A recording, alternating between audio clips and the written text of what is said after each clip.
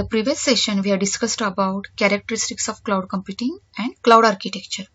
In today's session 7, we are going to discuss about the models types of cloud computing. So there are certain services and models behind the scene making the cloud computing more feasible and accessible to end users. And these are divided into deployment models and service models. So what are these deployment models and service models? You can see at the end layer, you can see there are deployment models like public model, private model, hybrid model and community model. And above that layer, we have service models. So in detail, we are going to study about it later. And you have also seen the characteristics of cloud computing. So deployment model represents a specific type of cloud environment like the ownership, size and type of access to the cloud. So this deployment model is divided into various types. That means what type of environment a particular cloud can have, who is the owner of that cloud and what services they are providing. So which type of public can access those cloud, what is the size of the deployment model. So this all is a deployment model and it is divided into various types. Service models. So cloud computing makes it possible to render several services which can be defined according to the roles, service providers and the user companies.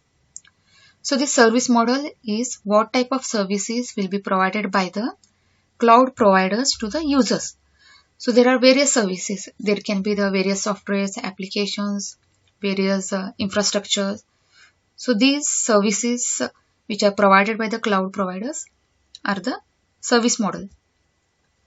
So we are going to see deployment models, or we can say types of cloud computing. First we'll see public clouds. See, by the name only you'll understand public clouds. That means any general public can access this type of clouds. So the cloud infrastructure is made available to the general public. The public cloud allows services to be easily accessible to the general public. Public cloud service runs on remote servers that a provider manages. Customers of that provider access those services over the internet. So public cloud are the clouds which any general public can access it, and whichever service they want, they can subscribe to those services and they're going to pay only for those services they have subscribed. Okay. And they can also scale up their services. They can also scale down their services. So whenever they scale up, they are going to pay it. Whenever they scale down, they are not going to pay. So these are nothing but these services are on remote servers and which provider is going to provide. So customers of that provider access those services over the internet. So public cloud, it shares computing services among different customers. That means this public cloud is shared among thousands, millions of customers together. So together these publics are accessing those cloud services provided by the cloud provider. So it is distributed among different customers. Customers' data and applications running in the same cloud remain hidden from other cloud customers. So whatever the general public is subscribing to the services, it is hidden. That means their personal data or the service, whatever they are subscribing, is hidden from the other customers. So public cloud is like renting a flat in an apartment. So it is like renting a flat in an apartment. So the cloud providers of public cloud handles everything at the back end. That is, they control all the network, softwares and other general infrastructure whichever is needed. So clients access services through accounts. So these types of clouds are cost efficient because it is a pay as you go model which you have seen in the previous sessions. So you pay for the number of hours you need to use the cloud. That means you are paying only for the number of hours, number of days, number of weeks for which you have subscribed the services. So based on that, weekly, yearly, hours based, you're going to pay for whichever services you are subscribed. And you can exit whenever you complete your work. So in this diagram, you can see the public cloud is shared among multiple companies. So this public cloud can be shared among multiple organizations, or any general public can access this public cloud. Next is private clouds. So these private clouds are the vice versa of the public clouds. So these are the clouds which are accessible by a specific person or the organization. Private clouds allow services to be accessible within an organization. Is a cloud service that is not shared with any other organization. The private cloud user has the cloud to themselves. So like Google backend data of the applications like Google Drive, Google Docs, etc. is not available to public. So these types of data and application run on a private cloud. So the users are subscribing to the services on the private clouds, and these private clouds are accessible by specific users, or it can be the organizations, like our example Google Drive or the Google Docs. So on the Google Drive we upload all our personal data and it is accessible only to us. And Google Docs is also used by every person, but it is all like private, personal. Whatever you are doing on the Google Drive or the Google Docs is visible only to you all. It is not accessible to the other members unless you share it. So this is a diagram of private cloud. So in this diagram you can see the private cloud is accessed by some specific organizations. So many companies which have multiple branches, multiple offices located at different places, they have their own private clouds where all the employees will be working together through these private clouds. So through these private clouds, they share all their data with their employees, and all the software applications they share to their employees through this private cloud. And only those and the employees of those organizations have access to this private cloud. So let us see advantages of public cloud computing. So it offers great scalability. So it is accessible, public cloud is accessible to any general public.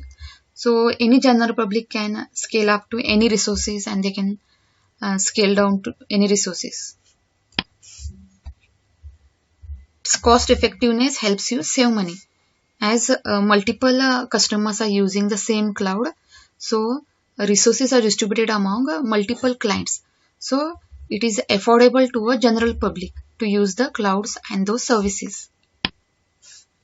It offers reliability, which means no single point of failure will interrupt your service.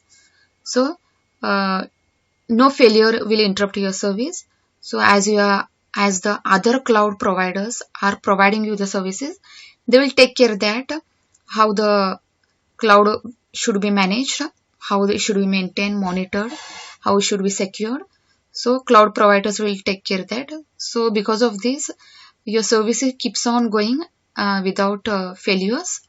Even if there is by chance failure, it will be immediately recovered from those recovery, whatever the damage has occurred. Services like SaaS, that is nothing but software as a service. This is platform as a service and infrastructure as a service. So these are different services. Later we are going to see in a detail. So this type of services are easily available on public cloud platform, as it can be accessed from anywhere through any internet enabled devices. As public cloud means that it can be accessed from anywhere and using any devices, but it should need internet connection. It is location independent. The services are available wherever the client is located. Next we'll see disadvantage of public cloud computing. No control over privacy or securities. That means when you compare with the private clouds, these are less secure. But overall this is secured and privacy is also maintained. But when you compare with this private cloud, these are less secure. Cannot be used for use of sensitive applications, as sometimes which are the sensitive applications of various companies. Whenever you are sharing the data, private data from one location to another location, sometimes it is cannot be used for use of sensitive applications. So sometimes the privacy can be invaded in such public clouds. Lacks complete flexibility, as the platform depends on the platform provider. So that means platform is one service, and it is providing the platform services to users. So which type of services the public is subscribing, that services it is providing. Now stringent protocols regarding data management. That means when you compare this with the private clouds, so not highly, that means not strict protocols are used in this public cloud. But nowadays all the cloud providers are using the protocols, means highly strictly they are securing the cloud, so that general public's data cannot be leaked, or should be secured properly. So advantage of private cloud computing are: offers greater security and privacy, offers more control over system configuration as per the company's need. So private cloud is made for a specific organization or a company, where those employees together they are communicating and accessing all the service. So obviously there is a lot of security and privacy, and there is more control over, because all system configuration is according to their company organization. Greater reliability when it comes to performance. Yes, performance as there is a less traffic, and only specific employees or specific public is accessing those private cloud. So uh, exchange of data and accessing the services is fast. Enhancing the quality of service offered by the clients. Yes, quality is also greater because less number of people are accessing those services. And saves money. So saves money when you compare with the public cloud with the private cloud. So obviously the private cloud, to implement and to maintain and monitor the private cloud, it is going to be costly. But somewhat once it is created, so once the private cloud is created, all the resources can be used multiple times without subscribing to the services, without paying for that. Next is disadvantage of private cloud. So expensive when compared to public cloud, as this is going to be expensive when you compare it with the public cloud, because it is specially made for any company or organization where they have multiple branches, where they want to communicate with the multiple employees and work together. So it requires our IT expertise. To maintain a private cloud, means to maintain any cloud, you require a special team there, so that who can control the cloud, who can maintain, monitor, who can secure the cloud. So requires IT expertise. So let us compare the public cloud with the private cloud. So infrastructure owner. So the owner of the infrastructure is the cloud provider or third party. So public clouds are provided by some other organizations. We say them cloud provider or third party.